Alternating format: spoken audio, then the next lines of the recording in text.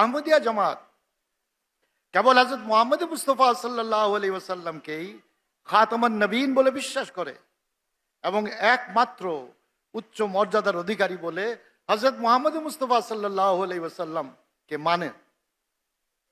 কেননা শ্রেষ্ঠত্ব কখনো আগে, পরে বা মাঝে আসার সাথে সম্পর্ক রাখে না। শ্রেষ্ঠত্ব গুণ বা বৈশিষ্ট্যের কারণে হয়ে থাকে।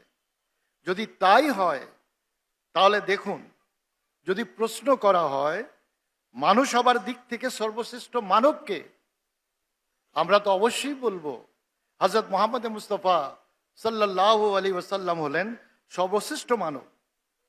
কিন্তু শেষে জন্ম নিলেই যদি শ্রেষ্ঠত্ব সাব্যস্ত হয়, তাহলে আজ যে জন্ম নিবে সে পূর্বের সকলের চেয়ে শ্রেষ্ঠ সাব্যস্ত হবে।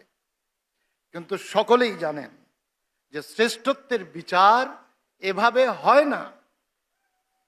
যদিও আমাদের নবী হযরত মুহাম্মদ মুস্তাফা সাল্লাল্লাহু আলাইহি ওয়াসাল্লাম আমাদের থেকে ১৫০০ বছর আগে এসেছেন, তার মাঝে যে যোগ্যতা ও বৈশিষ্ট্য বিদ্যমান ছিল তিনিই হলেন একমাত্র পূর্ণ মানব। তার পূর্বে এমন কোনো মানুষ জন্ম হয়নি, আর তারপরে